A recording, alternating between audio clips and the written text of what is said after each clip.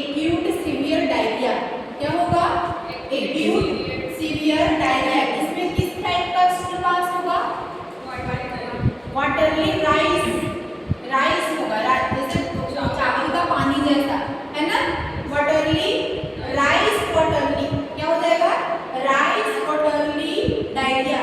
Rice watery diarrhoea होगा first हमारा, है ना? नेक्स्ट होगा वॉमिटिंग। नेक्स्ट क्या होगा? वॉमिटिंग।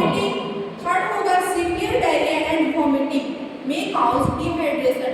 ड्यूरिंग डिहाइड्रेशन अगर पूरे तरीके से बॉडी में क्या हो जाएगा?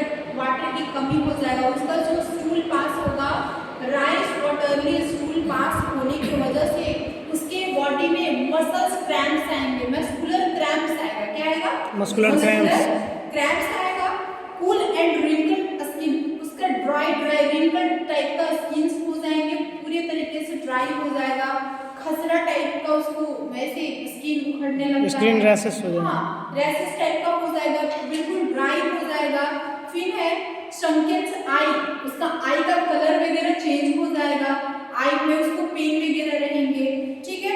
फॉलिंग ब्लड प्रेशर पूरी तरीके से फॉल करेगा because body is properly dehydrated, है ना?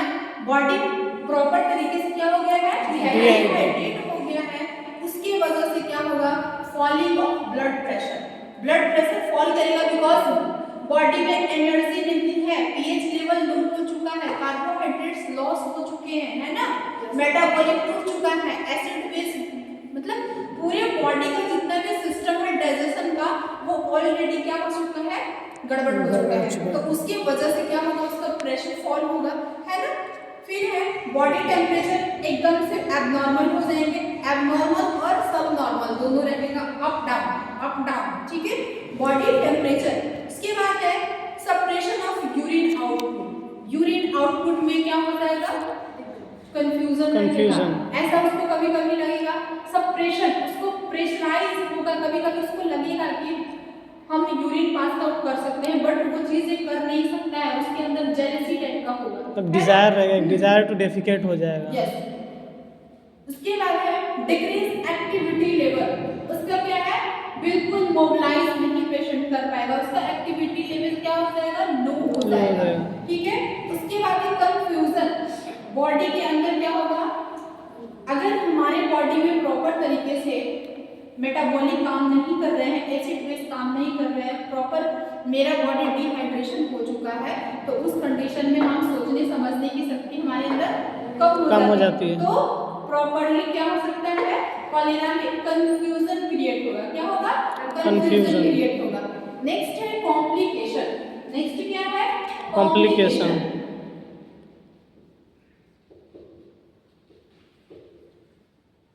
कॉम्प्लिकेशन क्या क्या होगा?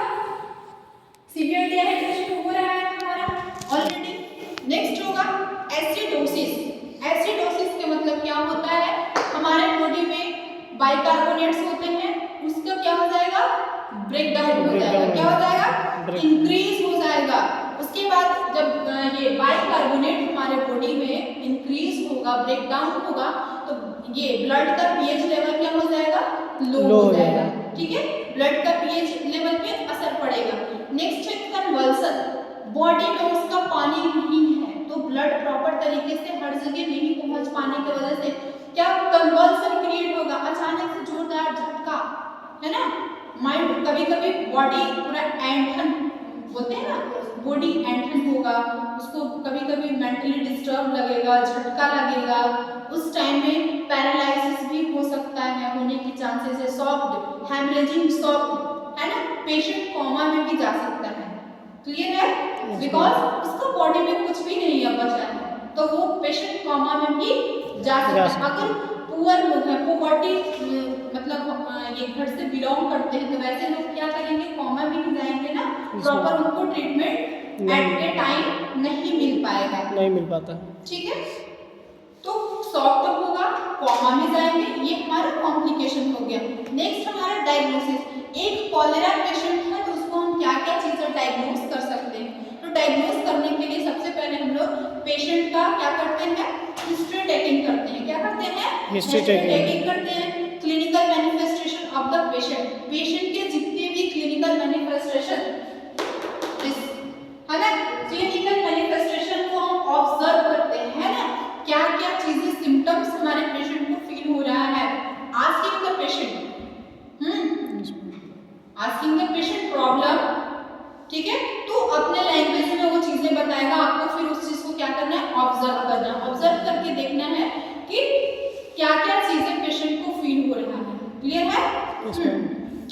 कल्चर एग्जामिनेशन ऑफ स्टूल, क्या हो रहा है, राइस वाटरली स्टूल पास कर रहा है ना पेशेंट, तो उसका हम कल्चर करेंगे, ठीक है। Sample contaminated foods and drink, जो भी चीजें आप खाना खाए हैं अगर उसका कुछ टुकड़ा कुछ पार्ट्स बच गए हैं तो कंटामिनेटेड है, तो हम उसका जांच करते हैं कि इसमें कौन सा बैक्टीरिया, कौन सा वायरस है, प्रोटोजोआ है, क्या चीजें है ना। Yes ma'am. उसके बाद है नेक्स्ट है हमारा मैनेजमेंट, क्या क्या चीजें हम मैनेजमेंट करेंगे, इतना समझ में आ गया।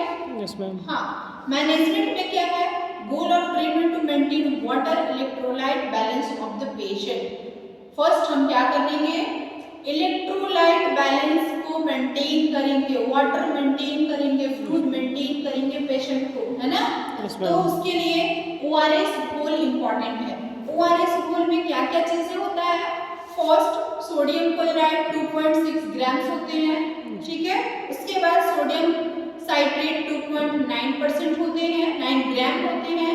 पोटेशियम क्लोराइड 1.5 ग्राम्स होते हैं। ग्लूकोज 30.5 ग्राम्स होते हैं। नेक्स्ट है टोटल उसका वेट कितना होता है, 20.5 ग्राम्स होता है। ओआरएस का टोटल वेट कितना होता है, 20.5 ग्राम्स होता है। तो मैनेजमेंट में हम सबसे पहले क्या करेंगे, वो भी अकॉर्डिंग टू वेट देते हैं कि कितना वेट पेशेंट का है। 5 केजी का पेशेंट है उसका अलग रेशियो आएगा, 10 केजी का पेशेंट है उसका अलग रेशियो आएगा, है ना। 8 केजी का है तो उसका अलग रेशियो आएगा। अकॉर्डिंग टू पेशेंट वेट क्या करते हैं, प्रोवाइड करते हैं ORS. Ma'am according to body weight पूरा करते हैं ना। यस, हाँ।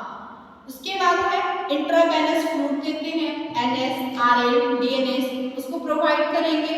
फिर एंटीबायोटिक देंगे, क्या क्या देंगे, एम्पिसिलिन देंगे, एजिथ्रोमाइसिन देंगे, ठीक है।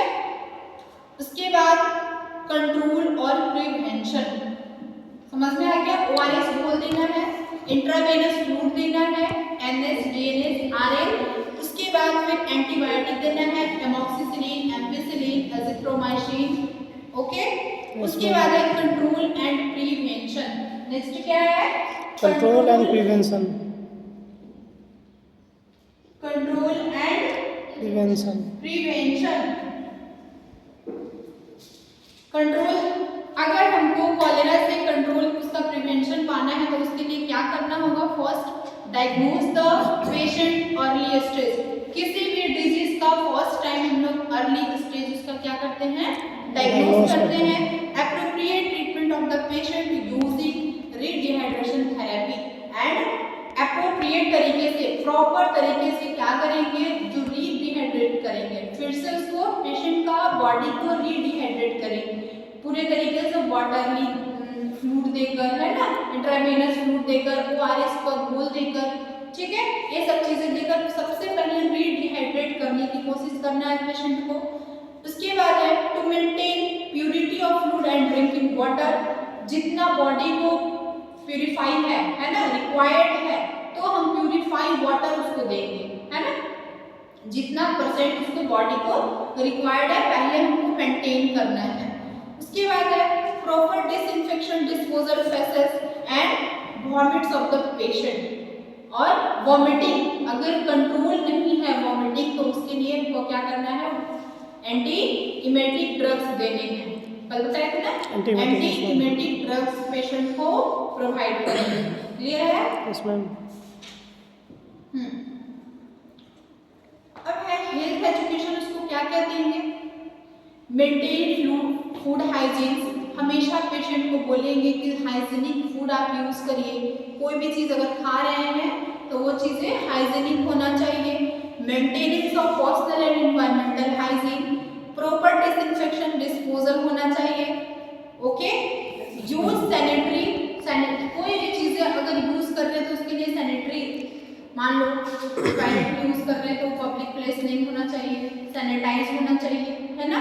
अगर आप ड्यूरिंग मेंस्ट्रुएशन अगर यूज कर रहे हैं पैड्स वगैरह तो पूरे तरीके से सैनिटाइज होना चाहिए, है ना। हाँ, टाइमिंग आपको पता होना चाहिए, at a 3 according to condition क्या करना है, आपको चेंज करते रहना है, वो चीजें ध्यान देना है। Contact the doctor immediately if any clinical feature, cholera are appropriate. अगर किसी केस में कॉलेरा बहुत ज़्यादा एप्रोप्रिएट हो जाता है तो आपको जितना जल्द हो सके डॉक्टर से कॉन्टेक्ट करना है। क्लियर है? Yes ma'am.